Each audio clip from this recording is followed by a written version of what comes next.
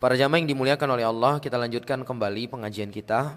Dan kita masih di pembahasan yang sama seperti sebelumnya, yaitu membahas tentang sebuah kitab peninggalan ulama kita, yaitu Al-Imam An-Nawawi rahimahullah. Kitab beliau yang berjudul Al-Arba'in An-Nawawiyah, sebuah kitab yang memuat kurang lebih 42 hadis pokok dalam agama Islam yang dikarang oleh Al-Imam An-Nawawi. Dan di pertemuan yang terakhir kita sudah membaca dan membahas hadis yang kedua ya, hadis yang lumayan panjang. Dan telah kita sebutkan pula beberapa penjelasan penting yang ada di dalam hadis tersebut. Sehingga di pertemuan ini kita akan masuk ke hadis yang ketiga. Hadis yang ketiga, kata beliau, An Ibni Umar radhiyallahu anhuma, qala Rasulullah sallallahu alaihi wasallam, bunyal Islamu ala khamsin, syahadati an la ilaha illallah wa anna Muhammadan Rasulullah, wa iqamis salati wa ita'iz zakati wal haji wa shaumi Ramadan. Kata beliau dari Abdullah ibni Umar, beliau mengatakan bahwa Rasulullah sallallahu alaihi wasallam bersabda, bunyal Islamu ala khamsin, agama Islam itu dibangun di atas 5 perkara, dibangun di atas 5 pondasi. Yang pertama adalah persaksian la ilaha illallah wa anna Muhammadan Rasulullah. Yang kedua adalah menegakkan salat. Yang ketiga ita'iz zakah, mengeluarkan zakat. Yang keempat adalah haji, dan yang kelima adalah puasa Ramadan. Para jamaah yang dimuliakan oleh Allah, hadis ini diriwayatkan oleh Al-Imam Al-Bukhari dan juga Al-Imam Muslim, dan selain dari keduanya. Sehingga hadis ini adalah hadis yang sahih dari Rasulullah sallallahu alaihi wasallam. Dan hadis ini datang dari jalur sahabat Ibnu Umar. Ya, Ibnu Umar nama beliau adalah Abdullah ibni Umar ibnil Khattab radhiyallahu anhuma. Beliau memiliki kunya Abu Abdurrahman. Ya, beliau ini adalah anaknya Umar bin Khattab. Taib, kunya beliau adalah Abu Abdurrahman. Dan disebutkan di dalam biografi beliau, aslama wa huwa shaghir. Beliau ini masuk ke dalam Islam tatkala beliau masih kecil. Tsumma hajara ma'a abihi wa lam yahtalib. Dan beliau berhijrah bersama ayahnya, yaitu Umar bin Khattab, dari Mekah menuju Madinah, wa lam yahtalim. Pada waktu itu beliau belum balik. Jadi terbayang ya bagaimana perjalanan yang begitu sulit ya, dari Mekah menuju Madinah yang ditempuh mereka pada waktu itu. Belum ada kereta cepat, belum ada yang namanya bus. Ya, subhanallah. Dan perjalanan pada waktu itu ditempuh kurang lebih 10 sampai 12 hari. Mekah Madinah, yang jaraknya kurang lebih 450 km. Terbayang bagaimana kesulitan mereka. Namun begitulah perjuangan mereka, para jamaah yang dimuliakan oleh Allah, demi mempertahankan keimanan, demi mempertahankan agama Islam yang ada pada diri mereka. Taib, sehingga adapun perjuangan kita hari ini enggak ada apa-apanya kalau dibandingkan para sahabat. Coba lihat bagaimana Abdullah bin Umar, beliau belum balik, terpaksa harus meninggalkan kampung halamannya, meninggalkan rumah beliau, menempuh perjalanan yang cukup jauh dengan cuaca yang begitu ekstrim. Ya, kalau panas, panas sekali, kalau dingin, dingin kali, subhanallah. Dan perjalanannya ditempuh yang paling enaknya itu dengan kuda. Coba bayangkan, beliau tempuh perjalanan, walam yahtalim, dan beliau belum balik pada waktu itu. Subhanallah. Namun tekad yang kuat membuat mereka bisa melewati itu semua. Wastasghara yauma Uhud, dan beliau dianggap sebagai orang yang sangat kecil ketika perang Uhud. Kita tahu ya, perang Uhud perang yang terjadi kedua di dalam agama Islam. Pada waktu itu sekelompok para sahabat ingin keluar menuju lokasi Uhud untuk menanti kedatangan orang-orang kafir Quraisy yang ingin membalaskan dendam mereka atas kekalahan mereka sebelumnya di perang Badar. Pada waktu itu Nabi alaihi salatu wasallam menghasung para sahabat, khususnya kaum lelaki, untuk keluar dari pusat kota Madinah menuju lokasi Uhud. Dan sejumlah para pemuda pada waktu itu semangat ingin ikut menghadiri jihad. Ya, kita tahu jihad itu ya ancamannya nyawa hilang, jemaah. Yang termasuk sahabat yang pada waktu itu ingin sekali ikut turut perang Uhud adalah Abdullah ibni Umar. Namun beliau ditolak oleh Nabi, tidak lulus seleksi. Kenapa jemaah? Karena beliau terlalu kecil waktu itu, umurnya belum cukup, sehingga disebutkan fa awwalu ghazawatihi al-Khandaq. Sehingga perang yang pertama sekali beliau ikuti adalah perang Khandaq yang terjadi pada tahun 4 Hijriah. Di perang Uhud beliau tertolak karena masih sangat kecil, belum balik. Subhanallah. Dan beliau ini memiliki hubungan apa dengan Nabi kita sallallahu alaihi wasallam? Ada yang tahu jemaah? Selain sahabat, iparan. Ya.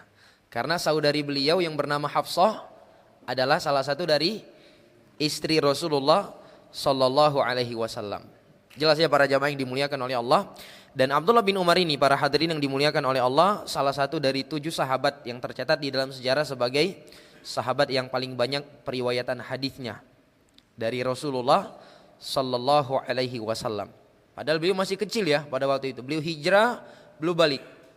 Kumpulkan dalam 2 bait syair, al-muktsiruna fi riwayatil athar Abu Hurairah yalihi ibnu Umar wa Anasun wal habru kal Khudri wa Jabirun wa zaujatun Nabi. Orang-orang yang banyak periwayatan hadis dari Nabi ada 7. Yang pertama Abu Hurairah yalihi ibnu Umar. Lalu setelah itu Abdullah bin Umar. 2. Kemudian wa Anasun, yang ketiga Anas bin Malik. Yang keempat Al-Habr, setinta, yaitu Abdullah bin Abbas. Kal Khudri, kemudian Abu Sa'id Al-Khudri.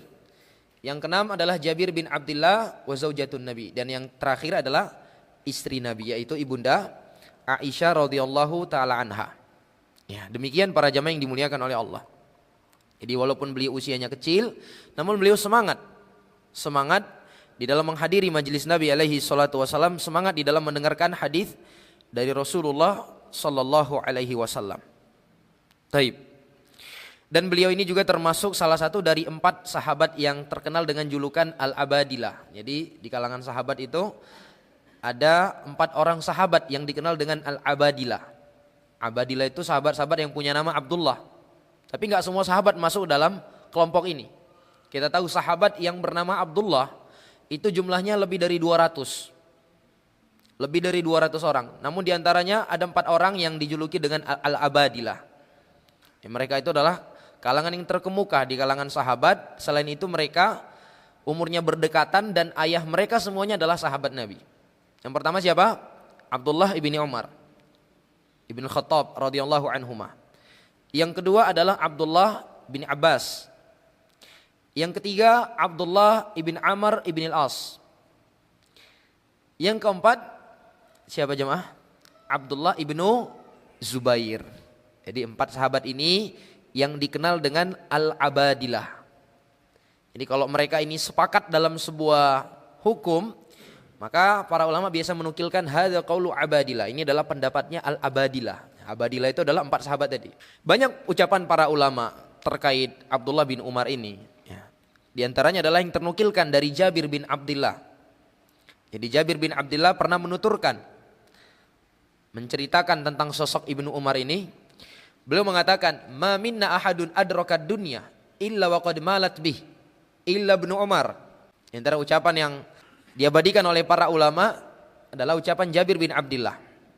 Di mana Jabir bin Abdullah pernah mengatakan, tidak ada seorang pun di antara kami yang apabila dia mendapatkan dunia, melainkan dia akan condong kepada dunia tersebut. Illa Ibnu Umar, kecuali Abdullah ibni Umar. Subhanallah. Jadi Abdullah bin Umar meskipun dunia datang kepada dia, dia enggak terlalu tergiur dengan dunia. Dia enggak condong dengan dunia, dia hanya mengambil seperlunya. Ini kata siapa? Jabir bin Abdullah. Karena dimaklumi ya para jamaah yang dimuliakan oleh Allah, di antara hal yang banyak memalingkan manusia dari jalan kebenaran, dari jalan kebaikan adalah dunia. Orang yang tadinya dia istiqomah menjalankan syariat Allah Azza wa Jalla, ketika dibukakan kepada dia dunia, sangat mudah dia berpaling dari kebenaran yang tadi dia jalani. Taib. Ini dia beberapa informasi berkenaan dengan Abdullah bin Umar. Dan beliau ini tuwfiya sanata 73. Beliau wafat pada tahun 73 Hijriah. Taib, walahu sab'un wa thamanuna sanah. Dan beliau berusia 87 tahun. Beliau berusia 87 tahun di saat beliau wafat. Baik. Nah, di dalam hadis yang mulia ini para jamaah yang dimuliakan oleh Allah, Rasulullah Shallallahu Alaihi Wasallam menyebutkan bahwa bunyal Islamu ala khamsin. Agama Islam itu dibangun di atas 5 pondasi. Dibangun di atas 5 pondasi, dan kita tahu sebuah bangunan tidak akan tegak tanpa adanya pondasi. Sehingga 5 hal ini adalah pondasi utama agama Islam. Kapan 5 hal ini hilang, maka dipastikan akan runtuhlah agama Islam seorang hamba. Namun bukan artinya kita tidak butuh kepada selain dari 5 hal ini. Sebagaimana yang namanya bangunan, para jamaah yang dimuliakan oleh Allah, bangunan itu tidak akan dinamakan sebagai sebuah bangunan kecuali lengkap.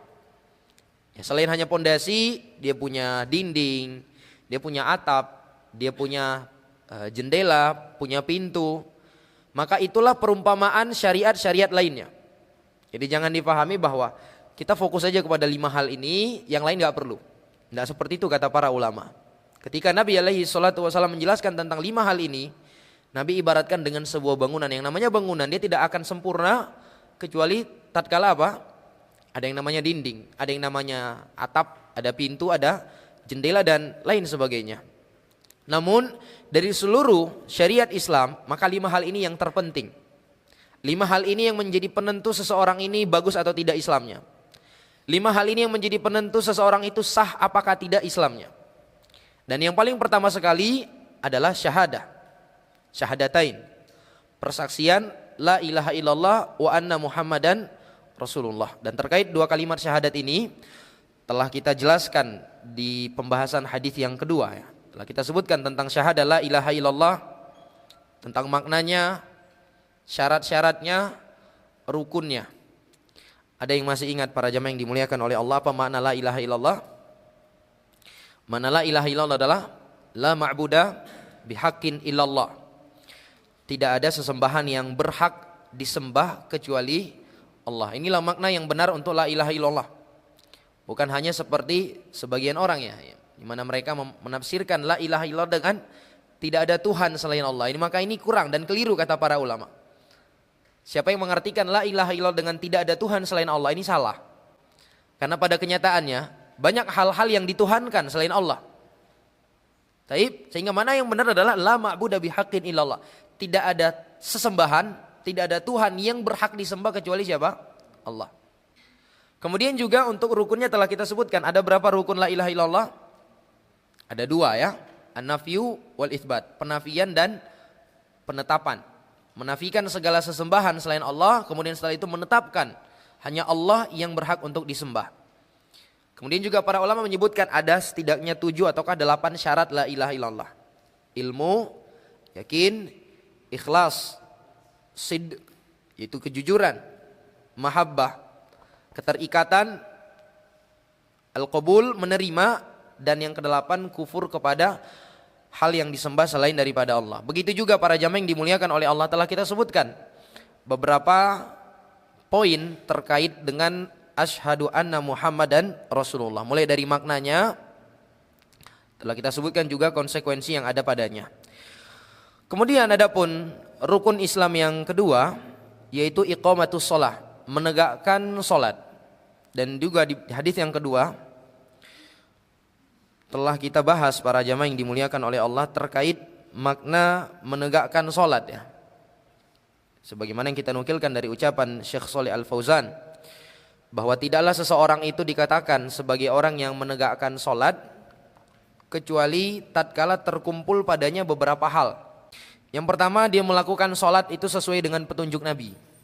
Karena Nabi mengatakan shallu kama raaitumuni usolli. Salatlah kalian sebagaimana kalian melihat aku salat. Yang kedua, seseorang dikatakan menegakkan salat adalah tatkala dia melakukan salat itu pada waktunya. Sebagaimana Allah menyebutkan, inna sholata kanat 'alal mu'minina kitaban mauquta. Sesungguhnya salat adalah kewajiban yang telah ditetapkan atas orang-orang yang beriman dan telah ditentukan waktunya. Kemudian yang ketiga, seseorang dikatakan menegakkan salat kapan itu para jamaah? Ketika dia melakukan salat itu dengan khusyuk.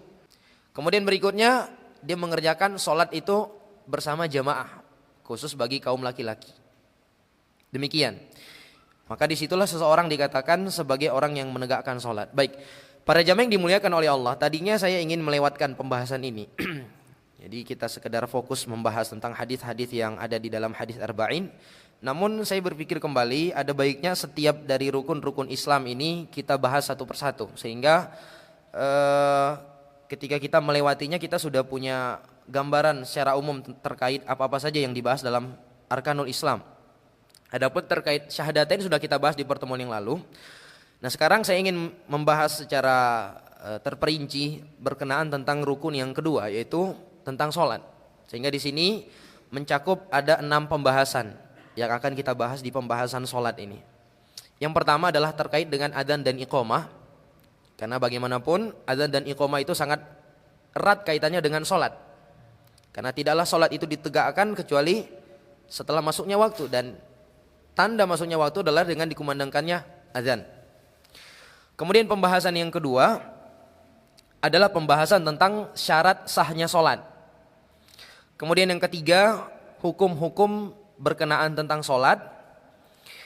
Yang keempat adalah pembahasan tentang sujudus sahwi, sujud yang disyariatkan apabila kita mengalami kelupaan di dalam sholat. Yang namanya manusia pasti ada lupa di dalam sholat. Apakah itu lupa gara-gara mikirin bisnis, ataukah lupa gara-gara mikirin utang ya. Yang jelasnya itu adalah hal yang sifatnya manusiawi, lupa di dalam sholat. Kemudian yang kelima adalah pembahasan tentang sholat jamaah. Dan yang keenam adalah pembahasan tentang sholat Jumat. Dan tambahan nanti kita akan membahas beberapa pembahasan berkenaan tentang sholat sunnah ya, seperti sholat witir, sholat duha, dan yang semisal dengannya. Jadi kurang lebih ini adalah 6 pembahasan yang akan kita bahas di pembahasan rukun yang kedua ini. Begitu juga nanti di rukun yang ketiga kita akan membahas berkenaan tentang pembahasan zakat ya. Apa saja harta-harta yang wajib dizakati, syarat wajibnya zakat, kepada siapa kita boleh menyalurkan zakat, dan kepada siapa kita tidak boleh menyalurkan zakat, ya. Dan berapa kadar yang harus kita keluarkan, insya Allah nanti akan kita bahas di pembahasan rukun yang ketiga. Baik, yang pertama pembahasan tentang rukun sholat tadi. Pembahasan yang pertama adalah tentang adzan dan iqamah. Para ulama menjelaskan, adzan secara bahasa artinya adalah al-i'lam, pemberitahuan. Sementara secara tinjauan syariat, adzan itu kata para ulama adalah at-ta'abbudu lillahi azza wa jalla bil i'lami bidukhuli waqti shalah. Dia adalah sebuah ibadah, sebuah ritual ibadah kepada Allah dengan cara mengumumkan masuknya waktu sholat.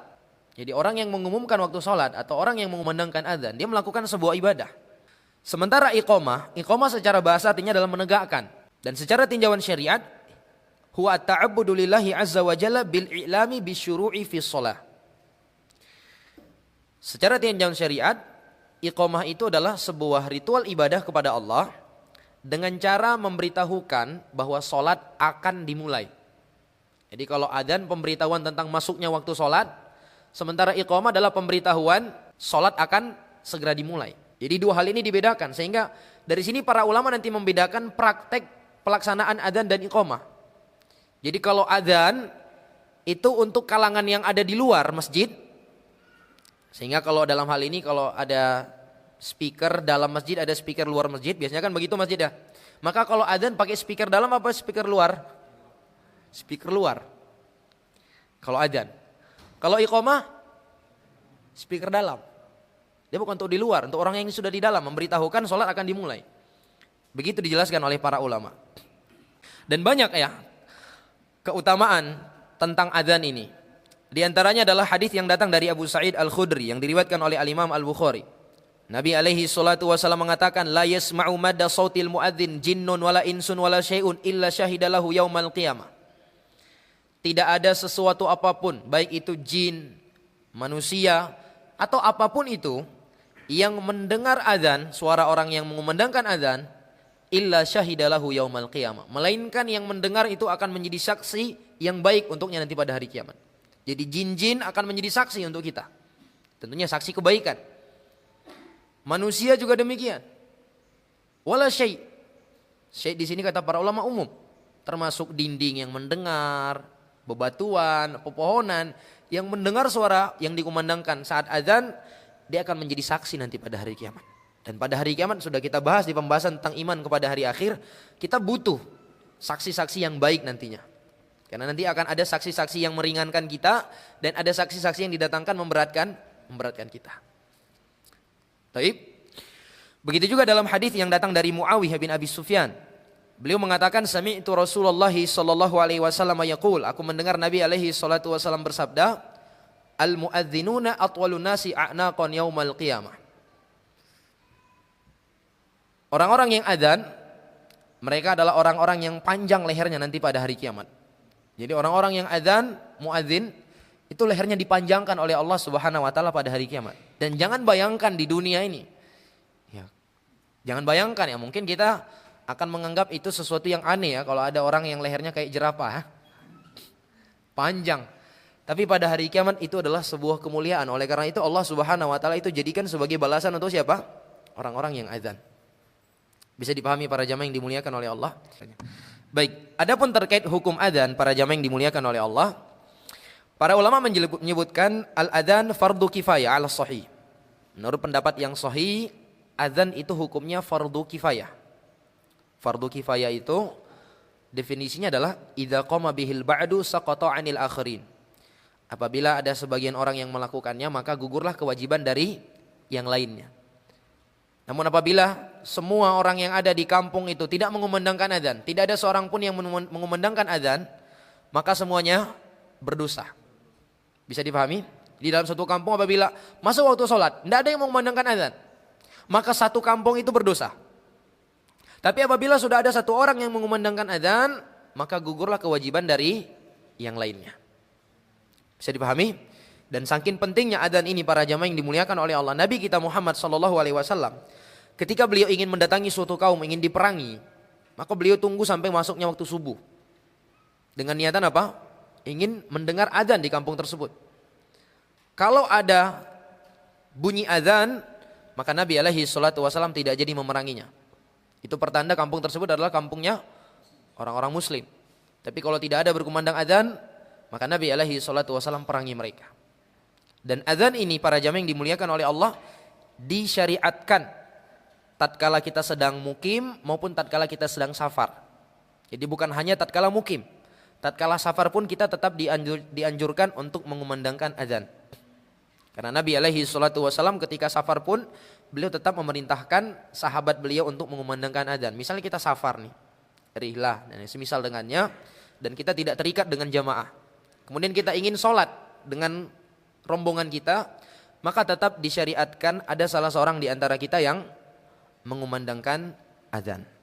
Baik.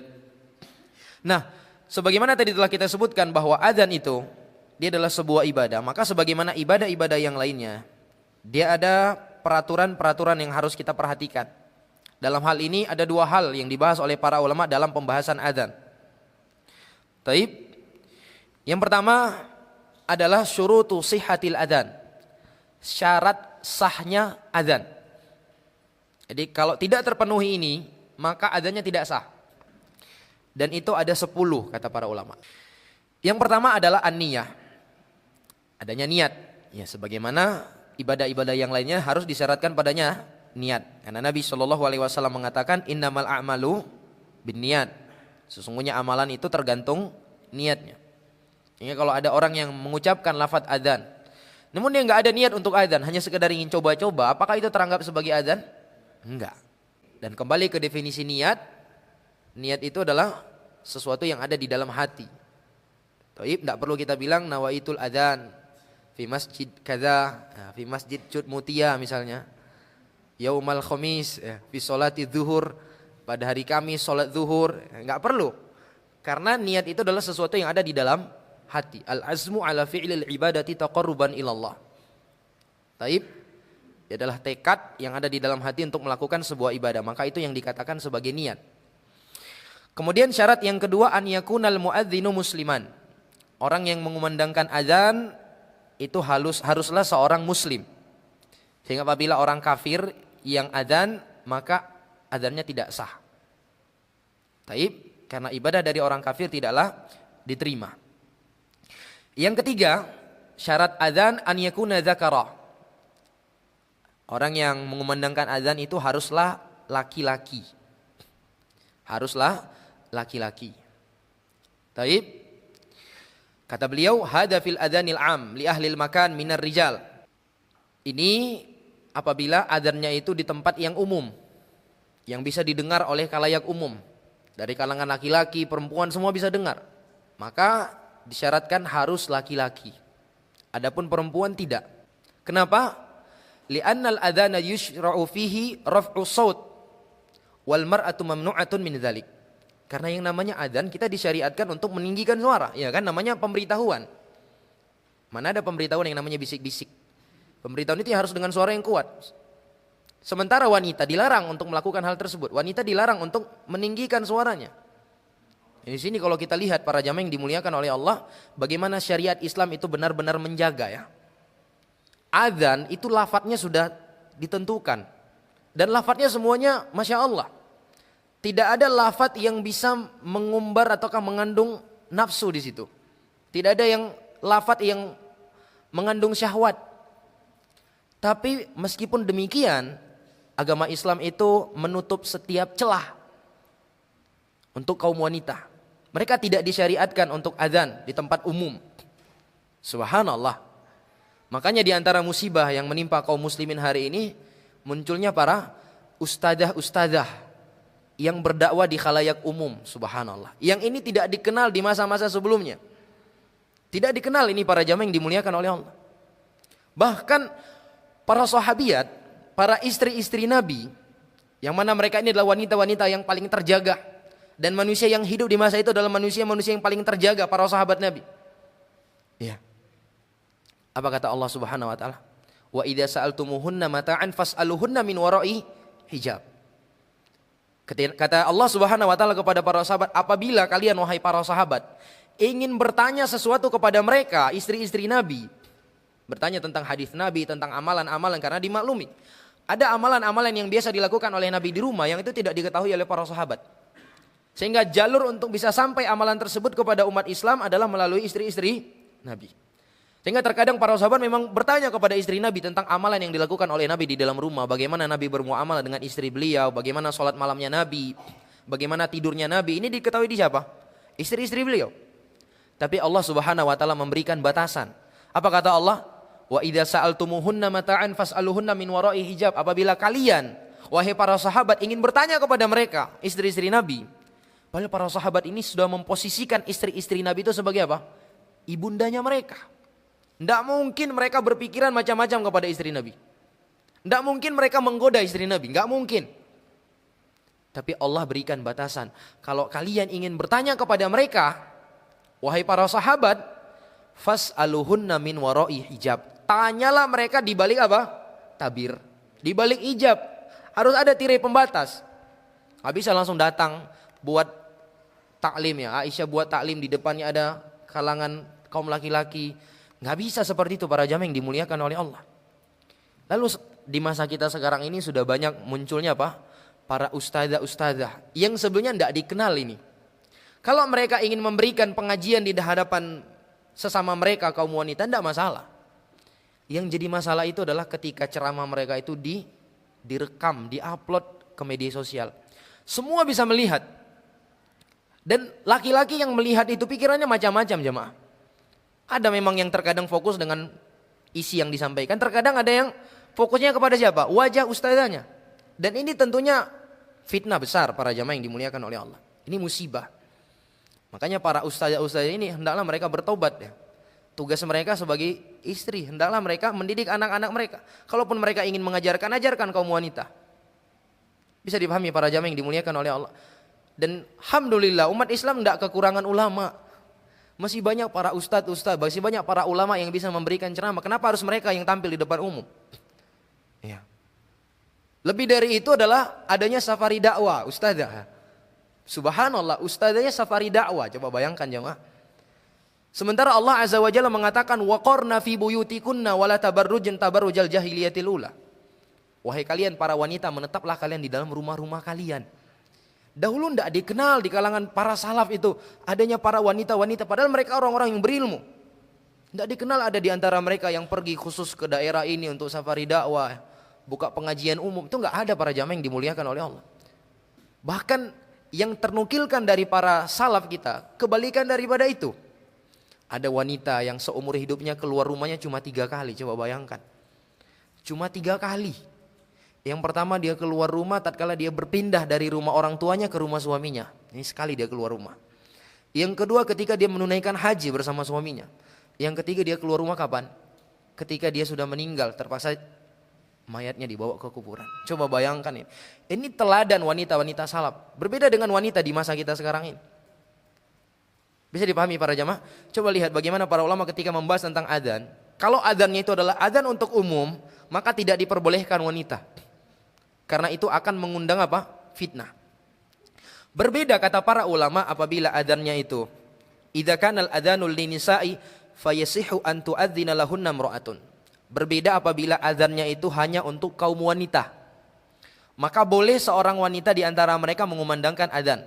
Idza lam yasma'hunnar rijal, selama tidak didengar oleh kaum lelaki.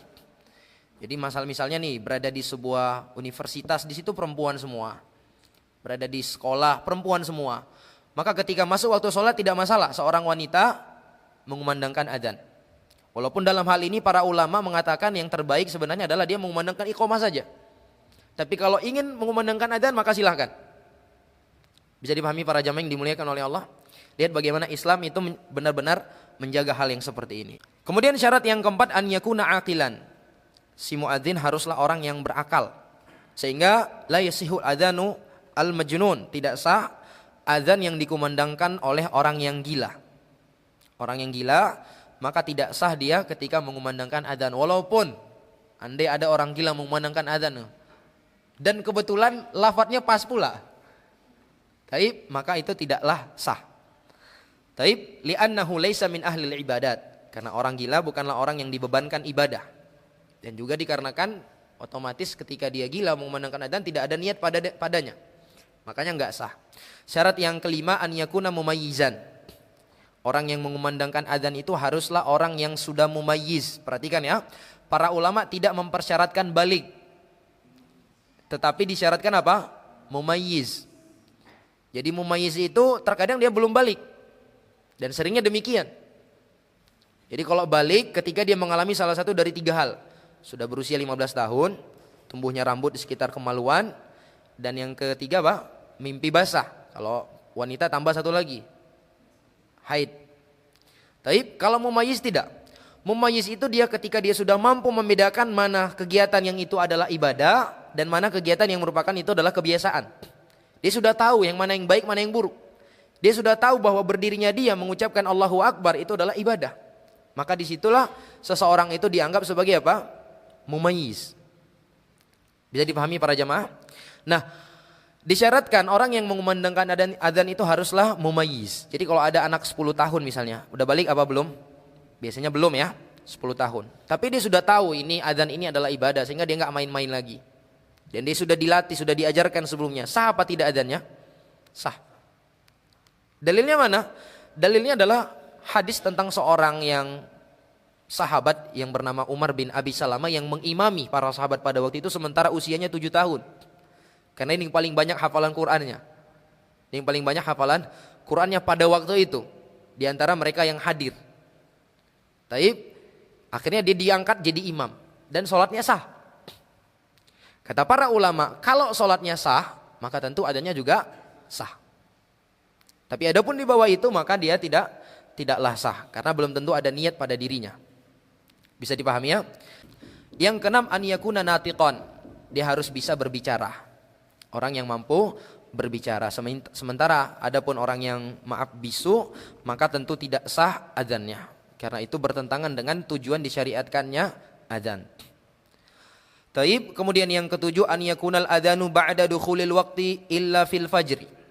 Syarat yang ketujuh, adzan itu dilakukan setelah masuknya waktu. Jadi kalau ada adzan yang dilakukan sebelum masuk waktu sholat, maka adzannya tidak sah. Dan itu nanti kalau sudah masuk waktu sholat harus diulangi lagi. Misal nih, ada orang yang adzan maghribnya harusnya jam 6.40. Karena dia sudah lapar, puasa soalnya. Jam 6 dia sudah adzan nih. Tapi sah apa tidak adzannya? adzannya nggak sah. Nanti ketika masuk waktunya jam 6.40, maka dia harus adzan lagi, harus diulangi kembali adzannya. Bisa dipahami para jamaah? Illa fil fajri, kecuali pada sholat fajar, sholat subuh. Kenapa? Karena sholat subuh itu ada 2 adzan. Taib, adzan yang pertama memang dilakukan sebelum masuknya waktu sholat. Ya, kurang lebih sekitar 30-40 menit sebelum masuknya waktu sholat subuh dikumandangkanlah adzan pertama untuk membangunkan orang-orang yang sholat. Nanti ketika sudah masuk waktu maka dikumandangkanlah adzan yang kedua. Baik. Kemudian syarat yang ke-8, an yakuna min wahid. Syaratnya itu adzannya harus dilakukan oleh 1 orang. Jadi nggak boleh ibaratnya kongsian ya. Adzannya dilakukan 2 orang. Nanti antum duluan sampai hayya 'alas shalah, dari hayya 'alal falah ana nanti. Berdua kita. Baik, itu nggak boleh. Tidak boleh. Harus sendiri. Karena dia adalah ibadah dan kita nggak bisa membangun ibadah kita di atas ibadah orang lain. Kalau misalnya ada si muadzin nih, qadarullah di pertengahan adzan dia nggak sanggup lagi melanjutkannya, pusing misalnya, tiba-tiba pusing atau pingsan dan semisal dengannya, maka ketika ingin digantikan sama orang lain, adzannya harus diulang. Kemudian yang ke-9 adalah at-tartib. Ya, adzannya dilakukan secara berurutan lafadznya. Dari Allahu Akbar dulu, asyhadu alla ilaha illallah, asyhadu anna Muhammadar Rasulullah. Harus sesuai dengan urutan yang disebutkan oleh Nabi alaihi salatu wassalam. Taib. Kemudian syarat yang terakhir adalah al-muwalah. Dilakukan secara berkesinambungan. Tidak boleh seseorang itu dia adzan lalu dia berhenti sebentar, ngobrol-ngobrol dulu nanti dilanjut lagi. Tapi dia harus lakukan secara berkesinambungan. Ini dia 10 syarat sahnya sebuah adzan. Apabila hilang salah satu dari 10 syarat ini, maka adzannya tidak sah dan harus diulang. Misal ada orang yang adzan misalnya, hayya 'alas shalah duluan baru Allahu Akbar, maka adzan tidak sah. Baik, kemudian pembahasan yang kedua adalah sunanul adzan. Sunnah-sunnah yang dianjurkan ketika adzan.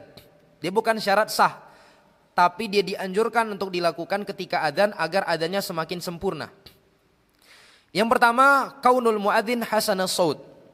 Si muadzin dianjurkan orang yang bagus suaranya.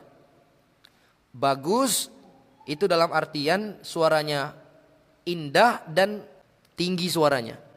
Itu dianjurkan. Oleh karena itulah Nabi alaihi salatu wasallam mengatakan, alqihi bilalan fa innahu anda sautan mink. Beritahukan kepada Bilal dan perintahkan dia untuk adzan karena Bilal itu lebih tinggi suaranya daripada kamu. Itu kata Nabi sallallahu alaihi wasallam kepada Abdullah bin Zaid. Di mana Abdullah bin Zaid pada waktu itu bermimpi tentang syariat adzan. Kemudian yang kedua adalah kaunuhu aminan. Haruslah orang yang amanah.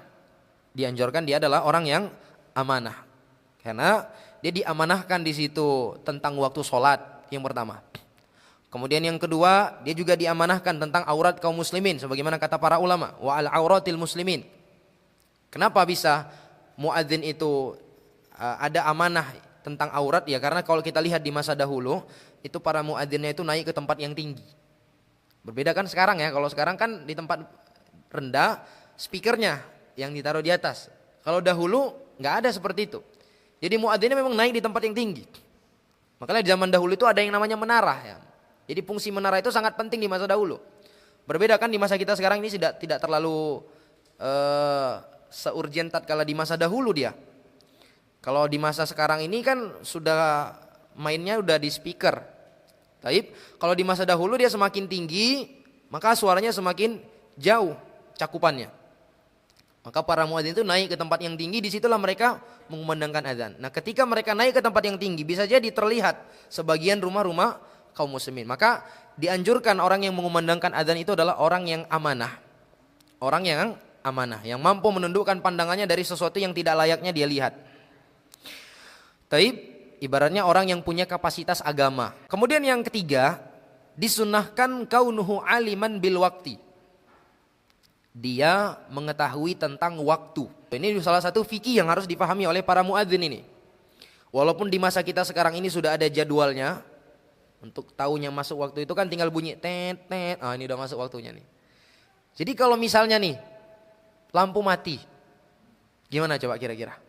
Maka disinilah si muadzin itu dianjurkan mempelajari fikih tentang sholat, termasuk waktu-waktu sholat.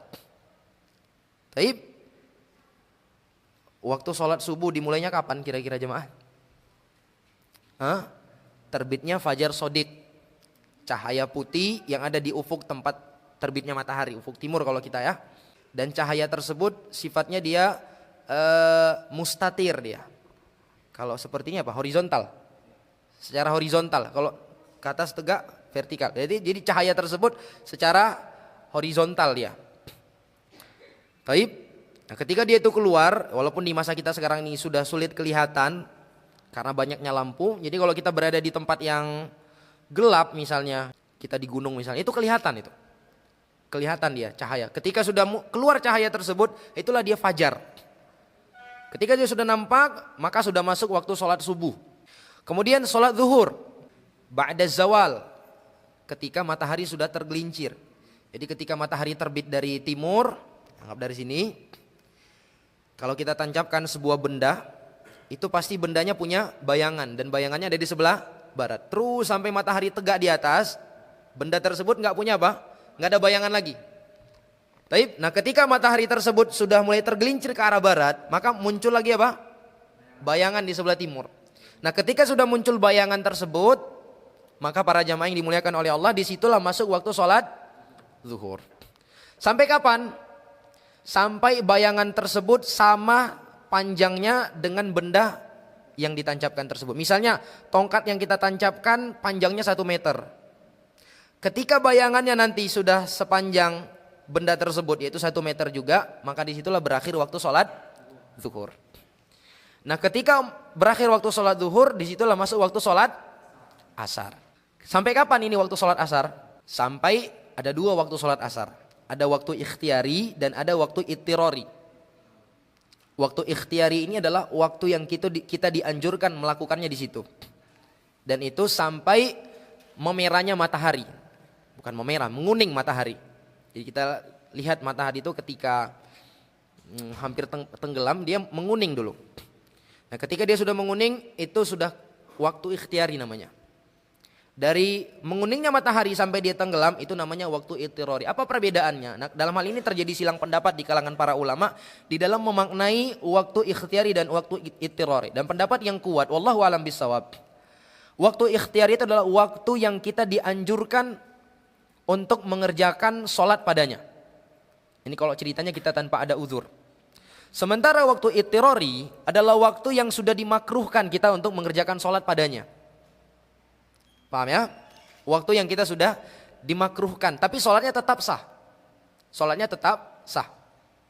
Sehingga bagi ibu-ibu misalnya yang sholatnya di rumah tidak terikat dengan jamaah di masjid, kalau ingin mengakhirkan, perhatikan jangan sampai keluar dari waktu ikhtiari. Ya, jangan sampai keluar dari waktu ikhtiarinya. Bisa dipahami? Nah, ketika tenggelam matahari, maka disitulah masuk waktu sholat maghrib. Sampai kapan waktu sholat maghrib? Sampai maghribis syafaqil ahmar. Sampai hilang rona-rona merah yang di langit. Jadi coba perhatikan nanti setelah sholat maghrib, coba lihat ke langit itu ada rona-rona merah dia masih. Serpihan-serpihan sisa dari cahaya matahari. Selama itu ada, maka waktu maghrib masih ada. Taib, ketika dia sudah hilang alias langit sudah hitam semua, maka disitulah masuk waktu sholat isya. Sampai kapan waktu sholat isya? Nah, sholat isya juga punya 2 waktu, waktu ikhtiari dan waktu ittirori. Waktu ikhtiari sampai pertengahan malam. Jam berapa pertengahan malam? Ya, cara mengetahuinya ya dihitung aja waktu malam. Malam itu dimulai sejak tenggelam matahari, misalnya jam 7 sampai terbitnya fajar. Taib, anggaplah jam 5. Berarti antara jam 7 ke jam 5 pertengahannya itulah tengah malam. Jadi kalau kita nggak punya uzur, kita dianjurkan bagi ibu-ibu yang tidak terikat dengan jamaah ingin mengakhirkan ya, karena sholat isya pelaksanaan terbaiknya itu adalah diakhirkan. Maka perhatikan, pengakhirannya itu bukan sampai di akhir waktu ittirori, tapi di akhir waktu ikhtiari. Jadi kalau ibu-ibu ingin melaksanakan sholat isya, lebih afdol pelaksanaan isya itu di akhir. Sebagaimana kata Nabi, innahu la waqtuha laula an asyqa ala ummati. Sesungguhnya itu adalah waktu terbaik untuk pelaksanaan sholat isya andai tidak memberatkan umatku. Ini Nabi ucapkan ketika pada suatu saat Nabi SAW sengaja mengakhirkan keluar dari rumahnya sehingga lama dikumandangkan sholat isya pada waktu itu. Lama ditegakkan sholat isya. Lalu Nabi katakan ini adalah waktu terbaik untuk sholat isya andai tidak memberatkan umatku. Jadi ibu-ibu yang tidak terikat dengan jamaah atau misalnya seseorang yang terluputkan dari jamaah, sakit misalnya sehingga dia nggak wajib ke masjid, maka dianjurkan dia untuk mengakhirkannya. Tapi mengakhirkannya itu sampai apa? Menjelang pertengahan malam, bukan sampai menjelang subuh. Paham ya? Sampai akhir waktu ikhtiari. Adapun waktu itirorinya sampai masuk waktu sholat subuh. Misal seseorang safar, kelelahan, kecapean dia, dan dia terbangun, belum melaksanakan sholat isya, dia terbangun jam 4:30. Masih bisa nggak sholat isya jamaah? Bisa nggak? Bisa. Ya jangan bilang, nggak bisa lagi sholat isya ini, udah nggak ada waktu nih, udah nggak usah sholat. Nah ini bahaya nih. Karena kita dapati ada orang-orang yang seperti itu. Ya subhanallah. Padahal kan waktu sholat isya itu ada sampai masuk waktu subuh. Hanya saja adalah waktu darurat. Waktu darurat. Nah, orang yang terbiasa mengumandangkan azan di masjid, dia dianjurkan untuk memahami dengan baik waktu-waktu sholat ini. Jangan hanya bergantung dengan alarm yang ada di masjid. Karena bisa jadi pada suatu saat lampunya mati, alarmnya rusak misalnya. Alarmnya rusak, setengah jam sebelum masuk waktu udah bunyi dia rupanya. Langsung adzan dia, subhanallah. Langsung dia adzan tanpa dia melihat dulu. Sementara setelah selesai dia adzan rupanya yang bunyi bukan alarm sholat rupanya, token masjid. Subhanallah. Nah, ini jadi kacau jadinya ya. Apalagi dia adanya di bulan puasa. Makin kacau orang nantinya. Baik, itu sunnah yang ketiga. Sunnah yang keempat adalah an yakunal muadzinu mutatahhiran minal hadatsain. Si muadzin disunnahkan suci dari 2 hadas. Jadi suci ketika adzan itu hukumnya sunnah. Dia tidak sampai kepada syarat sah, tidak sampai kepada tahapan wajib. Nah, sehingga apabila ada orang yang hadas mengumandangkan adzan, sah apa tidak adzannya? Adzannya sah. Karena adzan adalah ibadah yang tidak disyaratkan padanya suci. Namun tentunya di kondisi dia suci mengumandangkan adzan, maka itu yang terbaik. Karena dia berzikir dalam keadaan suci, maka itu yang terbaik. Ini pendapat yang dipilih oleh jumhur. Kemudian sunnah yang kelima adalah an yakuna qaiman. Dia dalam mengumandangkan adzan dianjurkan berdiri. Berdiri. Karena dengan dia berdiri akan lebih mampu untuk mengeluarkan suara yang kuat. Berbeda dengan duduk ya misalnya. Tetapi kalau ada orang yang adzan dalam keadaan duduk, sah apa tidak? Sah. Karena dia bukan syarat sah, paham ya? Jadi kita juga dalam menilai itu harus ilmiah nantinya. Karena si pengalaman pernah di sebuah masjid itu muadzinnya berantem sama salah satu jamaah masjid. Ya, salah satu jamaah masjidnya ada orang tua. Jadi dia adzan dalam keadaan dia belum wudu. Marah ada orang tua. Adzan kamu enggak sah. Ini bertekak, subhanallah. Padahal para ulama menyebutkan suci itu hukumnya sunnah. Tidak sampai kepada syarat sah. Dan kita ya maklumi aja kondisi orang. Kondisi orang itu berbeda-beda, jamaah yang dimuliakan oleh Allah. Bisa jadi mungkin tadinya dia sudah berwudu namun batal. Dan dia kalau berwudu lagi, dia khawatir akan terluputkan kesempatan untuk adzan. Sehingga dia adzan dalam keadaan dia batal wudunya. Bisa dipahami para jamaah? Jadi jangan sampai gara-gara hal yang seperti ini jadi ribut nantinya. Kemudian sunnah yang keenam an yakuna ala uluwin. Dianjurkan orang yang adzan itu berada di tempat yang tinggi. Karena kata para ulama, li'anna dzalika ab'adu lis-shaut wa awsalu lin-nas. Karena dengan berada di tempat yang tinggi, suaranya akan lebih jauh cakupannya dan lebih sampai kepada orang-orang. Maka dianjurkan dia mengumandangkan adzan di tempat yang tinggi atau speakernya yang ditaruh di tempat yang tinggi. Kemudian yang ketujuh adalah rafi'an wajhahu ja'ilan usbu'aihi fi udhunai. Orang yang adzan dianjurkan mengangkat wajahnya. Jadi mengangkat wajah seperti ini kurang lebih. Jadi enggak seperti ini ya. Jadi mic-nya itu ditaruh agak tinggi sedikit supaya dia mengangkat wajahnya. Dan menaruh kedua jarinya di telinga. Menaruh jarinya di telinga nih. 2 jarinya ditaruh di telinga. Itu adalah hal yang dianjurkan sebagaimana itu yang dilakukan oleh Bilal. Yang dilakukan oleh Bilal berdasarkan hadis yang datang dari Abu Juhaifah. Taib. Kemudian sunnah yang ke-8 adalah mustaqbilal qiblah. menghadap ke arah kiblat. Nah, ini juga hukumnya sunnah. Dianjurkan kita menghadap ke arah kiblat. Tapi kalau misalnya ada orang yang adzan dia tidak menghadap ke arah kiblat, sah apa tidak adzannya? Sah. Misal nih jamaah yang dimuliakan oleh Allah, sebuah masjid nih, ketika si muadzin ingin memandangkan adzan, mati lampu. Dia mau memandangkan adzan di mana? Dalam masjid atau dianjurkan dia di luar? Di luar lah. Kalau di dalam masjid nggak ada yang dengar nantinya. Maka si muadzin keluar. Taib, dia menghadap ke pemukiman manusia. Nah, bisa jadi kalau pemukiman tersebut tidak searah dengan kiblat, berarti otomatis dia membelakangi atau dijadikan kiblat sebelah kanan atau sebelah kirinya. Taib, dia memandangkan adzan, sah apa tidak adzannya? Sah. Sah. Bisa dipahami ya? Karena menghadap ke arah kiblat itu hukumnya sunnah. Kemudian yang ke-9, multafitan yaminan wa shimalan fil hayyalatain. Dia menoleh ke kanan dan ke kiri ketika mengucapkan hayyalah. Hayyalah shalah, dia dianjurkan ke kanan. Menolehkan wajahnya ke kanan ya. Badan enggak perlu ikut, hanya wajah. Sebagaimana itu yang dilakukan oleh Bilal. Kemudian sunnah yang ke-10, an yakuna fi awwalil waqti. Disunnahkan azan itu dilakukan di awal waktu. Sehingga apabila misalnya di suatu keadaan kita ingin mengakhirkan sebuah solat, dalam hal ini biasanya solat isya. Sebabnya mungkin ya karena adanya kajian misalnya. Kajian yang berlanjut setelah isya. Taib, sehingga panitia memutuskan isyanya kita tunda aja sekitar setengah jam. Isyanya kita tunda sekitar setengah jam. Maka sunnahnya ketika memang ingin ditunda pelaksanaan sholat isya dan semua jamaah sepakat, adanya di mana? Nanti setengah jam setelah masuk isya atau ketika awal masuk? Di awal masuk. Misal nih, waktu isya jam 8. Kita ingin tunda nih karena ada pengajian, jam 9 aja kita pelaksanaan sholat isya. Boleh apa tidak jamaah? Boleh. Bahkan semakin kita tunda semakin bagus sebenarnya. Selama itu tidak memberatkan kaum muslimin. Jadi kalau semua yang ada di masjid sepakat, tidak masalah. Maka di sini kalau ingin kita akhirkan pelaksanaan isyanya, adzannya di mana? Tetap di awal, tetap jam 8, bukan jam 9. Asalnya demikian. Tapi kalau dilakukan jam 9 sah apa tidak? Sah-sah saja. Tapi yang terbaik itu lakukan di awal waktu.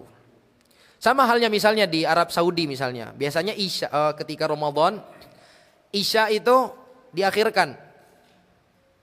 Dibuat telat daripada waktu yang biasanya. Biasanya mungkin jarak antara maghrib isya itu 1,5 jam atau 1 jam 20 menit. Di Ramadan itu sampai 2 jam malah. Iya kan? Dan itu peraturan pemerintahnya memang. Yang mudah-mudahan bisa diikuti di tempat kita ini.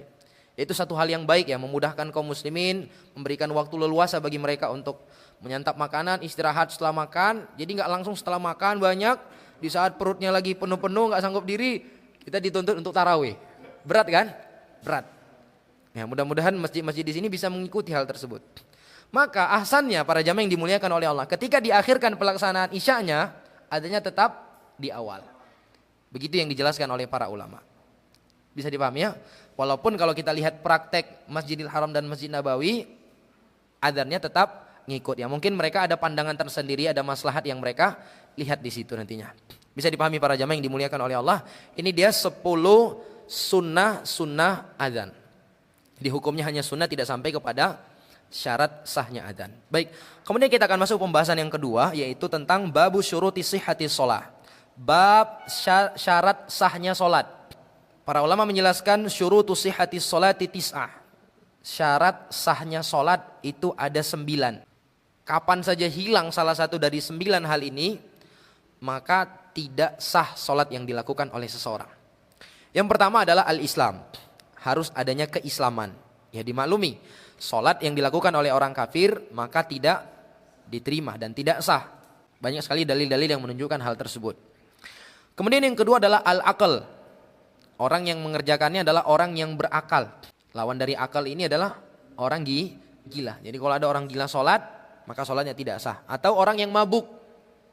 Orang mabuk kan akalnya hilang. Sah apa enggak jamaah yang dimuliakan oleh Allah? Tidak. Orang yang mabuk, sholatnya tidak sah. Ya, kebetulan baru ingat beberapa waktu lalu sempat ada beredar ya sebuah video ya. Seorang mabuk, dia datang ke masjid ikut sholat. Ada lihat videonya? Dia mabuk, dia ke masjid sholat. Akhirnya dia dibully satu masjid. Tapi maka secara tinjauan syariat, sholat dia tidak sah. Namun tidak perlu kita hardik seperti itu ya, seperti yang beredar di video, dimarah-marahi. Bersyukur dia ketika mabuk sampai masih ingat masjid ya, subhanallah. Harusnya orang seperti itu dinasihati dengan cara baik-baik. Ya, dinasihati dengan cara baik-baik, bukan dibully, bukan diserang, subhanallah, atau bahkan sampai dipukul. Ini tidak baik yang seperti ini para jamaah. Tapi coba lihat bagaimana tatkala Nabi alaihi salatu wasallam kedatangan seorang Arab Badui ke masjid. Lalu apa yang dilakukan oleh Arab Badui? Fabala fi ta'ifatil masjid. Dia kencing di salah satu sudut masjid. Para sahabat pada itu sudah marah dengan orang ini. Fazazarahun nas wa nahahumun nabi. Orang-orang sudah mulai ingin menghardik si Badui tadi, tapi ditahan sama Nabi. Ketika dia selesai buang hajat, ini di Masjid Nabawi, coba bayangkan ini. Ketika dia sudah selesai, maka Nabi minta diambil air, lalu Nabi siram. Lalu orang tersebut dinasihati oleh Nabi.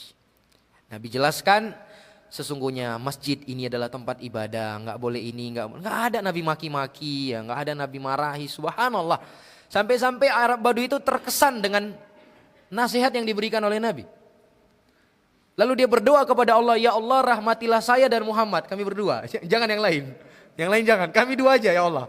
Jadi saking cintanya dia dengan Nabi pada waktu itu, terkesan dengan pengajaran Nabi, siapa? Lalu Nabi tegur orang tersebut, apakah engkau ingin mempersempit sesuatu yang luas? Rahmat Allah luas. Ya, rahmat Allah luas. Allah mampu mengampuni seluruh manusia yang ada di atas muka bumi. Maka jangan kita mengatakan, ya Allah ampunilah saya aja ya Allah. Selain dari saya, dari penduduk kampung ini tolong jangan ampuni. Nggak boleh. Jadi perhatikan Nabi SAW benar-benar melihat kondisi. Bisa dipahami ya? Jadi ketika ada orang yang seperti itu, maka tidak sepantasnya kita hardik ya, atau kita bahkan main kekerasan. Kita berikan nasihat. Mungkin di saat dia mabuk dia sadar ya. Dia sadar apa yang dilakukannya salah dan dia ingin ke masjid memperbaiki dirinya. Dan bisa jadi itu awal terbukanya hidayah bagi orang tersebut. Bisa dipahami ya? Jangan justru kita hardik, kita permalukan malah satu kampung tahu. Akhirnya apa? Dia nggak mau ke masjid lagi. Siapa yang salah di sini jamaah? Ya kita juga salah berarti. Baik, kemudian syarat yang ketiga adalah at-tamyiz. Ya, orang yang sholat itu harus mumayyiz ya. Mumayyiz. Jadi kalau dia belum mumayyiz, sholatnya belum sah. Tapi kalau dia sudah mumayyiz, sholatnya sah selama dia memperhatikan syarat-syarat yang lainnya. Oleh karena itulah Nabi kita SAW memerintahkan para orang tua untuk melatih anaknya sholat di usia berapa? 7 tahun. Muru auladakum bis sholati inda sab'in. Perintahkan anak-anak kalian untuk sholat di usia 7 tahun. Wadribuhum alaiha inda asyar. Dan pukullah mereka ketika mereka berada di usia 10 tahun. Kemudian syarat yang berikutnya, yang keempat adalah at-taharatu ma'al qudrah. Bersuci ketika dia memiliki kemampuan. Suci dari 2 hadath. Ya, suci dari 2 hadath. Karena Nabi SAW mengatakan, la yaqbalullahu salata ahadikum idza ahdatha hatta yatawadda. Allah Subhanahu wa taala tidak akan menerima salat salah seorang di antara kalian apabila dia hadas sampai dia berwudu kembali. Dan Nabi SAW juga mengatakan, la yaqbalullahu salatan bighairi tuhur. Allah Subhanahu wa taala tidak akan menerima salat tanpa adanya kesucian. Ma'al qudrah kata beliau, tetapi apabila kita punya kemampuan. Sehingga apabila seseorang berada di kondisi yang dia tidak mampu untuk bersuci pada waktu itu, maka dia boleh sholat di kondisi darurat tersebut. Meskipun tidak suci, misalnya seperti tawanan perang yang tidak punya kesempatan untuk bersuci, boleh dia untuk sholat tanpa suci. Bisa dipahami ya? Kemudian yang kelima adalah al-waqt. Syarat sahnya adalah waktu. Walaupun dalam hal ini terjadi silang pendapat para ulama dalam membahasakannya. Ada yang mengatakan dukhulul waqti, ada yang kedua adalah indal waqti. Dukhulul waqti adalah masuknya waktu. Jadi syarat sahnya sholat yang kelima adalah masuknya waktu. Sehingga apabila ada orang yang sholat sebelum masuk waktu, maka sholatnya tidak sah. Misal ada orang yang mengira kalau dia ini sudah masuk waktu sholat zuhur nih, akhirnya dia sholat zuhur. Ternyata setelah dia selesai sholat baru dia sadar bahwa belum masuk waktu sholat zuhur. Sah apa tidak sholatnya tadi? Sholat zuhurnya tidak sah. Jadi sholat yang dia kerjakan terhitung sebagai sholat sunnah. Kalau dia tidak tahu ya, kalau dia sengaja maka dia berdosa tentunya. Tapi kalau dia nggak tahu, dia kira sudah masuk waktu sholat zuhur. Ternyata setelah dia sholat belum masuk waktu sholat zuhur, maka sholat yang dia kerjakan tadi terhitung sebagai sholat sunnah. Nanti ketika masuk waktu sholat, dia harus mengulangi sholat zuhurnya. Taib. Sebagian para ulama mengungkapkan dengan indal wakti, mengerjakan sholat pada waktunya. Dan ini lebih teliti lagi istilah ini. Karena ketika diungkapkan pada waktunya, ini menunjukkan ketika dia mengerjakan sholat sebelum masuk waktu tidak sah. Begitu juga ketika sudah keluar waktu tidak sah juga. Adapun kalau dia mengerjakan sholat setelah keluar waktunya, sholatnya sah tapi dia berdosa. Paham maksudnya perbedaan dua hal ini? Jadi pembahasan apabila seseorang sholat, dia sengaja nih tentunya ya. Adapun kalau dia nggak sengaja, lupa atau ketiduran, maka ini di luar pembahasan. Karena Nabi mengatakan, "Man nama an sholatin aw nasiyaha falyusolliha mata dzakaraha." Siapa yang ketiduran atau kelupaan dari sebuah sholat, maka hendaklah dia mengerjakannya ketika dia ingat. Ini pembahasannya dia sengaja. Dia sengaja melalaikan sholatnya sampai keluar waktu, baru dia selesai, baru dia kerjakan sholat tersebut. Sebagian para ulama mengatakan sholatnya tetap sah tapi dia berdosa. Sebagian lain mengatakan tidak sah. Maka dalam hal ini hendaklah kita menjaga kehati-hatian ya untuk mengerjakan sholat pada waktunya. Kemudian syarat yang berikutnya atau sebelumnya, bagaimana apabila ada seseorang yang dia karena ada suatu urusan, dia telat pelaksanaan sholat. Sehingga dia adzan sholat zuhur, setelah dia takbiratul ihram dikumandangkan adzan asar. Apakah dia terhitung sholat pada waktunya atau sudah keluar waktu? Maka dalam hal ini dirinci para ulama. Kalau dia sudah dapat 1 rakaat, maka dia terhitung masih sholat pada waktunya. Misal dia sholat zuhur nih. Setelah dia 1 rakaat, berkumandang adzan asar. Apa yang dilakukan? Dia batalkan atau tidak? Lanjutlah. Jangan dibatalin. Dan kalau dia sudah 1 rakaat, dia tetap dapat sholat nih. Dia terhitung sholat pada waktu sholat zuhur. Tapi kalau dia belum dapat 1 rakaat, baru takbir, berkumandang adzan asar, berarti dia sudah melaksanakan sholat di luar waktunya. Bisa dipahami ya? Taib. Karena Nabi SAW mengatakan, "Man adraka minas subhi raka'atan qabla tatlu'i syams faqad adraka subuh." Barang siapa yang mendapatkan 1 rakaat dari subuh sebelum terbitnya matahari, maka dia terhitung mendapatkan subuh. Wa man adraka raka'atan minal 'ashri qabla an taghruba syams faqad adrakal 'ashar. Barang siapa yang mendapatkan 1 rakaat dari salat asar sebelum tenggelamnya matahari, maka dia mendapatkan salat asar. Baik. Kemudian dibahas oleh para ulama terkait pelaksanaan salat kapan yang terbaik. Jadi waktunya tadi kan telah kita sebutkan ada rentan waktu. Kalau zuhur kurang lebih waktunya ya 3 jam lebih. Kapan waktu terbaik? Maka pada dasarnya pelaksanaan sholat itu yang paling baik adalah di awal waktu. Di awal waktu. Sebagaimana Nabi alaihi salatu wassalam ditanya tentang amalan yang dicintai oleh Allah. Maka Nabi menjawab sholat di awal waktu. Dan itu juga masuk ke dalam keumuman hadis-hadis Nabi ataupun ayat-ayat Al-Quran di mana Allah mengatakan fastabiqul khairat, berlombalah kalian menuju kepada kebaikan. Jadi kita disuruh berlomba, yang namanya berlomba siapa duluan? Taib, kecuali 2 sholat. Kecuali 2 sholat kita dianjurkan untuk mengakhirkannya. Yang pertama adalah sholat apa? Sholat isya. Sholat isya waktu terbaik adalah diakhirkan.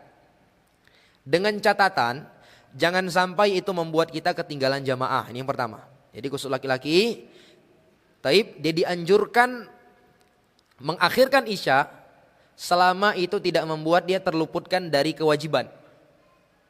Taib, apa kewajiban laki-laki? Sholat berjamaah di masjid. Jadi jangan sampai ada yang beralasan ingin mengakhirkan isya nggak ikut sholat jamaah di masjid. Kenapa nggak sholat jamaah di masjid? Abang ingin mengakhirkan sholat isya. Ini sunnahnya ini loh. Yang jarang orang tahu ini. Tapi maka ini nggak boleh. Kenapa? Karena mengakhirkan isya adalah sunnah, sementara mengikuti jamaah di masjid hukumnya wajib. Yang wajib lebih didahulukan daripada yang sunnah. Kecuali apabila di masjidnya juga diakhirkan. Boleh apa tidak? Boleh. Dengan catatan semuanya sepakat. Semuanya sepakat dan tidak ada yang merasa terberatkan dengan hal itu. Tapi kalau ada orang yang merasa terberatkan dengan hal itu, maka tidak boleh dilakukan. Karena kita harus menjaga kemaslahatan kaum muslimin. Oleh karena itulah Nabi SAW hanya sekali melakukan itu. untuk menjaga kemaslahatan para sahabat. Dan Nabi melakukan itu pun karena untuk mengajarkan mereka. Tapi kalau misalnya seluruh penduduk, ya misalnya kita berada di lingkungan komplek nih, orang-orang komplek sepakat, sesekali kita mengamalkan sunnah kita akhirkan, boleh apa tidak? Boleh, yuk sepakat semuanya, maka tidak masalah. Udah nggak apa-apa, nanti berarti untuk malam ini isyanya kita buat jam 11 malam. Boleh apa tidak jemaah? Boleh jemaah. Tapi adanya tetap di mana? Jam 8. Pelaksanaannya jam 11. Bisa dipahami? Taib, demikian.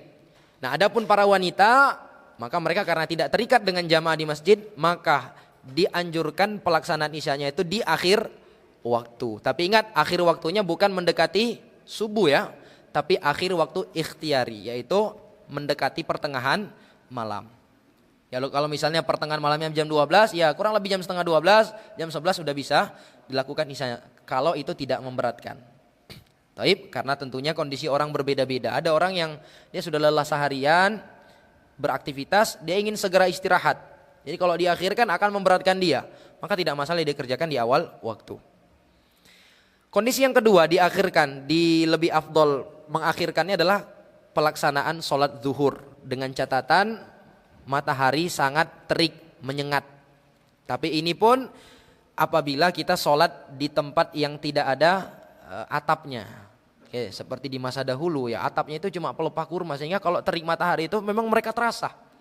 Jadi kalau memang terik sekali panas itu, apabila di musim panas ya, di musim panas apalagi di Arab sana, subhanallah, kita kena anginnya saja terasa kayak terbakar ya, apalagi dijemur di bawah mataharinya. Terasa, maka di sini dianjurkan oleh Nabi alaihi salatu wasalam untuk mengakhirkan. Nabi mengatakan, idzastaddal harru fa'abridu bis shalah. Apabila matahari sangat terik, panas, fa'abridu bis shalah, maka akhirkanlah salat sampai mulai mendingin. Ya, berarti mulai mendingin gitu sampai menjelang mendekati waktu asar nantinya, di saat matahari sudah tidak terlalu panas. Taib. Maka diwajibkan seseorang yang salat itu menutup aurat. Menutup apa? Aurat. Bisa dipahami para jamaah? Dan untuk kriteria pakaian yang menutup aurat disyaratkan padanya 4 syarat. Pakaian itu dikatakan sebagai pakaian yang telah menutupi aurat, disyaratkan 4 hal. Yang pertama, an yakuna safiqan la yasifu launal basyarah. Pakaian yang dia pakai itu tidak tembus pandang, tidak tipis sehingga tembus pandang. Jadi pakaiannya itu tebal. Kan ada pakaian-pakaian dia tipis dia. Dia walaupun dia pakai kelihatan kulitnya. Maka ini tidak dikatakan sebagai pakaian yang menutup aurat. Syarat yang kedua, an yakuna mubahan. Pakaian yang dipakai terbuat dari bahan yang mubah, bahan yang memang diperbolehkan. Syarat yang ketiga, wasi'an hatta la yujassimul aurah. Syarat yang ketiga, pakaian tersebut lapang, apa ibaratnya, luas, lebar, sehingga tidak menampilkan lekuk tubuh. Jadi bukan pakaian yang ketat. Ada orang pakai pakaian tapi kelihatan lekuk tubuhnya. Taib, maka ini tidak dikatakan sebagai pakaian yang menutup aurat. Misalnya laki-laki nih, dia pakai kaosnya terlalu ketat sehingga kelihatan nih potongan-potongan tubuhnya yang one pack di depan. Subhanallah. Maka ini tidak dikatakan menutup aurat. Bisa dipahami ya? Kemudian yang keempat, an yakuna tahiran. Pakaiannya itu suci. Maka 4 syarat ini seseorang itu dikatakan sebagai orang yang telah menutup auratnya. Bisa dipahami para jamaah yang dimuliakan oleh Allah. Makanya para wanita itu dikatakan sebagai wanita yang telah menutup auratnya, kata para ulama, ketika dia ingin sholat dia nggak perlu cari-cari mukena. Iya kan? Kalau pakaiannya ketika dia ingin sholat nggak perlu cari mukena, bisa langsung tinggal wudhu langsung sholat, itu tandanya dia sudah berpakaian sesuai syar'i. Adapun kalau dia perlu cari mukena untuk menutupi kakinya misalnya, untuk menutupi rambutnya, maka ini tandanya ketika dia di luar sholat belum berpakaian sesuai dengan syar'i. Demikian. Baik. Kemudian syarat yang berikutnya, dia membersihkan tubuhnya, pakaiannya, dan tempat dia sholat dari najis. Kalau seandainya ketika dia mengerjakan sholat, salah satu dari 3 hal ini ada najis dan dia biarkan dalam keadaan dia tahu, maka sholatnya tidak sah. Tapi beda halnya apabila dia tidak tahu. Misal nih seseorang, dia sholat Selesai sholat baru dia sadar kalau di tubuhnya ada najis misalnya. Sah apa tidak sholatnya ini? Pendapat yang terkuat dari pendapat para ulama, sholatnya sah. Apakah itu di badannya atau di pakaiannya atau di tempat sujud dia, tempat sholatnya. Dia taunya setelah dia sholat, selesai sholat, maka sholatnya sah. Termasuk pula ketika dia tahu tatkala dia berada di dalam sholat. Di pertengahan sholat dia baru sadar kalau di tubuhnya ini ada najis. Misal ya sholat pakai sendal, sebagaimana yang terjadi kepada Nabi. Nabi pernah sholat memakai sendal. Di pertengahan sholat Nabi SAW melepas sendalnya. Maka para sahabat yang ada di belakang pun melepaskan sendal mereka. Selesai sholat Nabi SAW bertanya kepada para sahabat, kenapa kalian lepas sendal kalian? Maka mereka menjawab, kami melepas sendal kami karena kami melihat engkau ya Rasulullah. Maka Nabi mengatakan, ketika tadi saya sholat, Jibril datang. Ya. Lalu Jibril memberitahukan di salah satu sendal saya ada najis. Maka saya pun melepaskannya. Jadi kalau taunya di pertengahan sholat, sedang sholat, maka kewajiban kita adalah membersihkannya di saat itu pula, lalu lanjutkan sholat kita. Misal kita tahu nih, dalam sholat ternyata sajadah kita ada najisnya. Apa yang kita lakukan? Ya udah tinggal pindah aja, tinggalkan sajadah kita pindah, bergeser ke kanan atau ke kiri atau ke depan. Bisa dipahami ya? Demikian yang dijelaskan oleh para ulama. Baik, kemudian yang kedelapan adalah istiqbalul qiblah, menghadap ke arah kiblat. Ini juga syarat sah. Karena Allah Subhanahu wa taala mengatakan, "Wa min haitsu kharajta fawalli wajhaka syatral masjidil haram." Dan dari mana saja kamu keluar, maka palingkanlah wajahmu ke arah Masjidil Haram. Tapi ingat ya, di sini pembahasan yang dijelaskan oleh para ulama penting untuk kita pahami. Menghadap ke kiblat, apakah menghadap ke arah kiblatnya atau ke arah jihanya? Menghadap ke arahnya atau memang harus pas ke kiblatnya? Maka di sini disebutkan oleh para ulama ada dua kondisi. Bagi mereka yang melihat langsung Ka'bah, maka mereka diwajibkan langsung menghadap ke Ka'bah. Salat di Masjidil Haram misalnya, maka kita harus menghadap ke Ka'bahnya. Taib, adapun kalau kita tidak melihat Ka'bah, misalnya jauh dari Ka'bah, jauh dari Masjidil Haram, atau jauh dari Mekah, maka kita cukup mengarah ke arahnya walaupun tidak terlampau pas. Bisa dipahami? Makanya dalam hal ini ya, sebagian masjid itu yang sampai ada mereka merobohkan masjid mereka gara-gara bergeser sedikit dari kiblat, maka ini ditegur oleh para ulama. Ini adalah hal yang sifatnya kurang hikmah.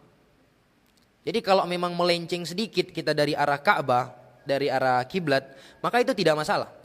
Makanya Nabi SAW menyebutkan ya, untuk penduduk Madinah, antara timur dan barat adalah kiblat, kata Nabi.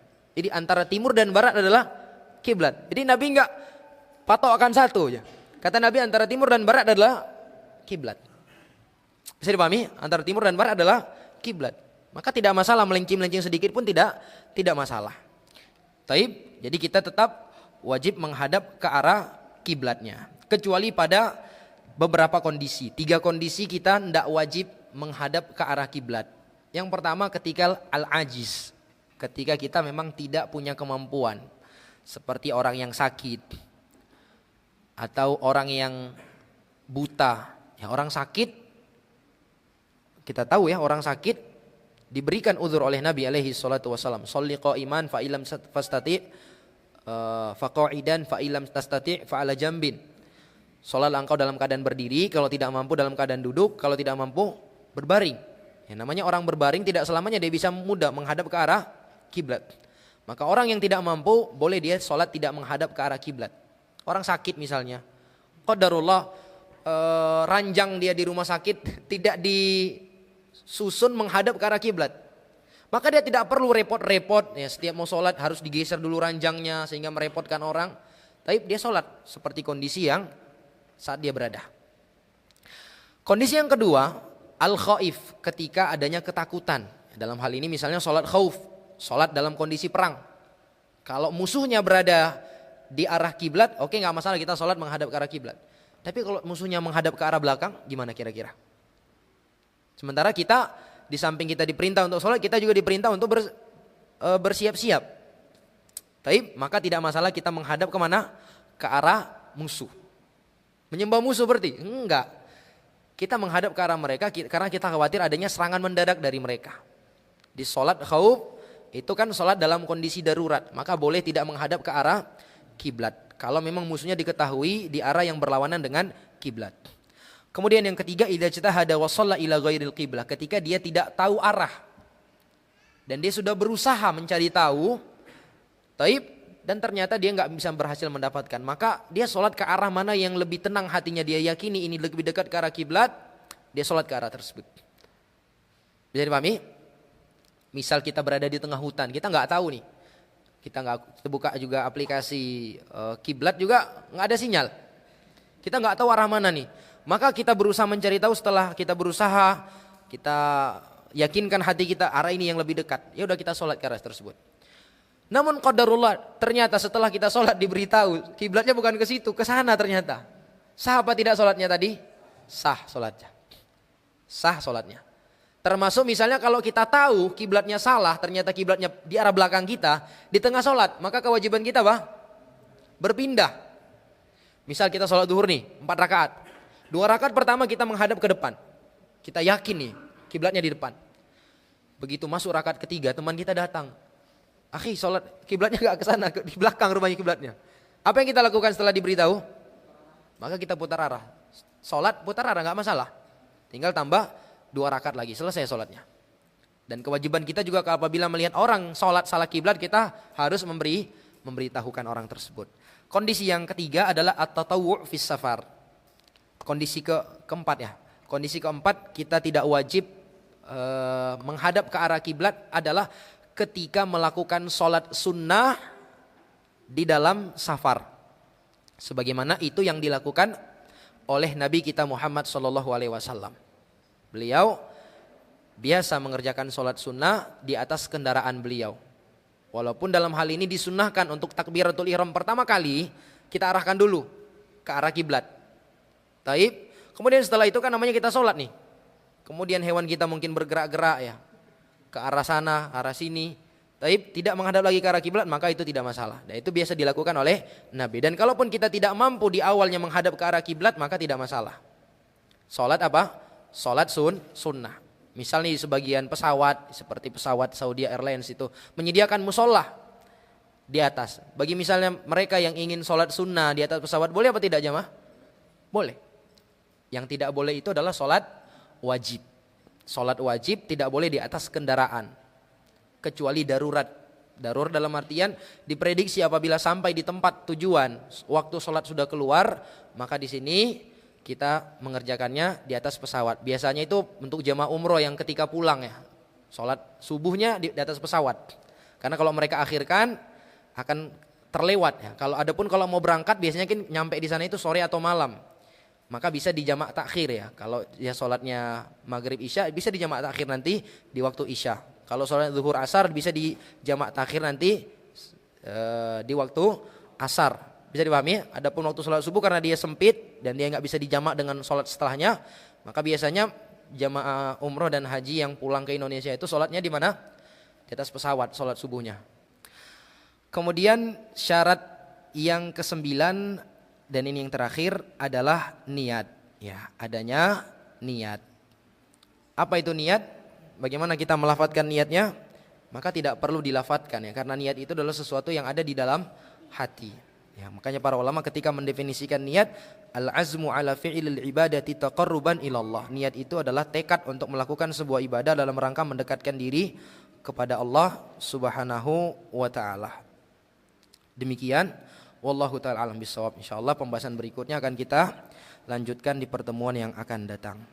Wallahu taala alam bisawab. Baik, sebelum saya akhiri mungkin ada yang ingin ditanyakan atau disampaikan, saya persilahkan. Baik. Pertanyaan pertama, apabila kita mengakhirkan ya, qadarullah kita terakhirkan dari sholat zuhur. Ketika kita takbir, dapat 1 rakaat, berkumandang adzan asar. Apa yang kita lakukan? Kita lanjut sholat atau kita berhenti? Jawabannya kita lanjut sholat Pak. Jawabannya kita tetap lanjut sholat. Atau bahkan di saat kita belum dapat 1 rakaat pun kita tetap diwajibkan melanjutkan sholat. Karena kita gak bisa batalkan, karena mau gak mau kita harus lakukan itu. Kita tetap melanjutkan sholat kita, baru setelah itu kita kerjakan sholat asar. Kemudian sholat sunnah. Bagaimana kalau seandainya kita sedang sholat sunnah qobliyah, sedang sholat, kita mendengar iqamah dikumandangkan, maka apakah kita batalkan ataukah tidak? Maka dalam hal ini para ulama memberikan fatwa tidak perlu dibatalkan. Meskipun dia baru sholat, baru takbir nih untuk sholat qobliyah, dikumandangkan iqamah. Mungkin dia nggak melihat alarm. Biasanya kan orang kalau masuk masjid agak telat sedikit, dia lihat alarm dulu. Ini 40 detik lagi, udah nggak sholat lah, nunggu aja diri. Kan biasa gitu ya. Tapi ini mungkin dia nggak lihat, akhirnya dia sholat terus. Begitu dia takbir, dikumandangkan iqamah. Apa yang dia lakukan? Maka dalam hal ini para ulama mengatakan jangan dia batalkan, tetap dia jangan batalkan. Tapi dia hendaklah meringkas sholatnya. Mungkin tadinya sholat sunnah dia berlama-lama, doanya, suratnya dia baca panjang. Maka di sini dianjurkan dia membacanya secara ringkas supaya cepat dia selesai dan bergabung dengan jamaah. Begitu yang dijelaskan oleh para ulama. Jangan dia batalkan. Apalagi jikalau ternyata sholat sunnahnya itu sudah hampir selesai misalnya. Sudah tahiyat dia misalnya, atau sudah berada di rakaat yang kedua, maka ini lebih-lebih jangan dibatalkan. Tapi kalau dia baru di awal sholat sudah takbir nih, dia takbir duluan baru qomat nih ceritanya. Maka di sini memang ada para ulama mengatakan batalkan saja. Tapi wallahu a'lam bishawab, pendapat yang lebih kuat jangan dibatalkan. Karena ini praktek yang dipraktekkan oleh para ulama salaf, di mana mereka ketika sholat sunnah dan dikumandangkan iqamah, mereka tidak membatalkan sholat mereka, melainkan mereka meringkasnya. Tidak masalah kita ketinggalan takbiratul ihram demi untuk menjaga apa? Sholat sunnahnya kita. Demikian yang dijelaskan oleh para ulama. Jadi jangan dibatalkan, cukup kita ringkas. Adapun hadis Nabi alaihi salatu wasallam mencela seseorang sahabat yang mengerjakan sholat sunnah di saat dikumandangkan azan iqamah sholat subuh. Lalu Nabi tanya, apakah sholat subuh 4 rakaat? Kata Nabi. Maka ini dijelaskan oleh para ulama, ini kondisinya iqamah dulu baru dia sholat. Paham kan? Jadi dikumandangkan qomat, baru lelaki tersebut ketika dia masuk masjid, dia sholat sunnah dulu. Baru ikut sholat subuh. Maka ini yang dicela oleh Nabi. Maka itu tidak boleh. Ketika sudah dikumandangkan iqamah, kita nggak bisa memulai sholat sunnah lain. Tapi kalau kita sudah mulai sholat sunnah duluan baru dikumandangkan iqamah, maka kita jangan batalkan, cukup kita ringkas. Wallahu a'lam bishawab. Assalamualaikum Ustadz. Waalaikumsalam warahmatullahi wabarakatuh. Kebanyakan masjid-masjid kita jumpai banyak burung-burung kecil, bahkan ada kelelawar. Ngeri masjidnya ya. Seram juga ya masjidnya. Sesaat kita selesai sholat, saat tahiyatul akhir, tiba-tiba burung dan kelelawar buang hajat menimpa pakaian, sebagian dari pakaian kita atau mukena. Bagaimana dengan sholat kita? Sah atau harus diulangi sholatnya? Jazakallahu khair. Baik, para jamaah yang dimuliakan oleh Allah, terkait kotoran burung, perlu diketahui dia tidak najis. Kotoran burung, kotoran ayam, ya, itu tidak najis. Tetapi dia adalah sesuatu yang kotor. Jadi kaidahnya disebutkan oleh para ulama, hewan yang dagingnya bisa dimakan, maka kotorannya tidak najis. Ini kaidah disebutkan oleh para ulama. Jadi jangan kaget ya. Berarti kita nggak apa-apa sholat baju kita berlumuran dengan tai ayam. Bukan seperti itu juga jamaah yang dimuliakan oleh Allah. Bukan seperti itu, karena nanti orang akan salah paham hal ini. Jadi ketika kita katakan tidak najis, bukan berarti ya silahkan sholat dalam keadaan pakaiannya berlumuran tai ayam. Enggak. Najis dengan sesuatu yang kotor itu beda. Kalau sesuatu yang kotor ini qadarullah tertimpa dan kita nggak sempat membersihkannya, kita sholat, sah sholat kita. Berbeda dengan yang najis. Kalau najis memang harus kita bersihkan. Bisa dipahami? Pertanyaannya begini, dahak kotor apa tidak? Kotor apa tidak dahak? Hah? Kotor. Najis apa tidak? Hah? Tidak. Berarti tidak sesuatu yang kotor itu pasti najis. Tapi setiap najis pasti kotor. Lumpur, kotor apa tidak? Kotor apa tidak lumpur? Kotor. Najis apa tidak lumpur? Tidak. Tapi begitu juga kata para ulama, kotoran hewan yang dagingnya bisa dimakan. Di antara dalilnya adalah Rasulullah Shallallahu Alaihi Wasallam memperbolehkan para sahabat sholat di kandang apa? Onta atau kambing? Kandang kambing, di kandang onta dilarang malah. Di kandang onta dilarang. Padahal air kencing onta bisa diminum. Tapi dilarang oleh Nabi kencing di kandang onta. Sholat di kandang onta. Air kencing kambing tidak boleh diminum. Tapi Nabi bolehkan sholat di mana? Di kandang kambing. Dan yang namanya kandang kambing kan nggak selalu steril ya. Nggak semua bersih. Pasti ada kotoran, tapi dibolehkan Nabi SAW sholat di kandang kambing. Ini dijadikan oleh para ulama dalil. Termasuk pula di antara dalilnya adalah Rasul SAW itu tawaf dengan menggunakan apa? Kuda atau onta beliau. Dan dimaklumi yang namanya hewan itu kan kotorannya bisa saja ya menempel di mana? Di pantatnya. Tapi Nabi SAW tawaf menggunakan hewan tunggangan. Ini diantara dalil dijelaskan oleh para ulama bahwa hewan yang dagingnya bisa dimakan itu kotorannya tidaklah najis. Sehingga qadarullah masyafa'al, apabila misalnya kita sholat terkena kotoran burung, ya sudah, mau gimana lagi, kita lanjutkan sholat kita, selesai sholat ya bersihin. Beda halnya kenanya misalnya sebelum sholat, ya kalau kita mampu membersihkan ya bersihkan. Demikian. Adapun untuk kotoran kelelawar, nah ini agak lain, tadi saya bilang kelelawar ya. Soalnya kayaknya gelap-gelap nih. Kelelawar itu setahu saya takut dengan cahaya. Tapi andailah, anggaplah ada, maka itu tadi, kelelawar bisa nggak dimakan dagingnya? Hah? Bisa apa enggak? Nggak bisa. Berarti kotorannya najis kan? Kalau memang terkena, kita sebisa mungkin bersihkan. Apakah itu di dalam sholat, ya misalnya nih ada tisu, bersihkan. Tapi kalau misalnya nggak bisa, ya sudah, fattakullah mastata'tum. Bisa dipahami? Fattakullah mastata'tum. Wallahu a'lam bissawab. Begitu yang dijelaskan oleh para ulama. Baik, saya rasa cukup sampai di sini. Ada pertanyaan yang lain? Jadi tolak ukurnya itu adalah apa yang ada di musola. Jadi yang di musola sudah mengumandangkan adzan, ya sudah, kita ikut yang di musola. Karena dimaklumi ya, terkadang aplikasi yang ada di handphone kita itu tidak akurat. Demikian. Wallahu a'lam bissawab. Jadi kalau memang di masjidnya sudah dikumandangkan dan kita tahu nih biasanya memang tepat waktu orang yang di musola, tepat waktu orang yang di masjid ini, maka tidak masalah kita ikuti mereka. Kita tidak masalah ikuti mereka, karena memang ketika para ulama membahas tentang fikih solat, dan mereka bahas tentang pembahasan tentang berbuka puasa, mereka menyebutkan berbuka puasa itu diketahui dengan salah satu 3 hal. Yang pertama, kita lihat matahari tenggelam, lingkaran bulatnya sudah tenggelam. Yang kedua, diberitahukan oleh orang bahwa matahari sudah tenggelam. Yang ketiga, dengan kita mendengar adzan di musola. Jadi selama kita sudah mendengar adzan di musola, ya sudah, kita berbuka. Adapun pada kenyataannya mereka tidak amanah, maka itu dosa yang mereka yang tanggung. Makanya masalah mengumandangkan adzan ini bukan masalah kecil nih. Apalagi terkait dengan puasa orang. Maka mereka yang berdosa. Dan kita kalau seandainya setelah dikumandangkan adzan di masjid, barulah ketahuan ternyata masih ada waktu 10 menit lagi, ternyata, maka puasa kita tetap sah. Puasa kita tetap sah. Demikian, wallahu a'lam bishawab. Jadi kita tetap ikut apa yang ada di masjid. Wallahu a'lam bishawab.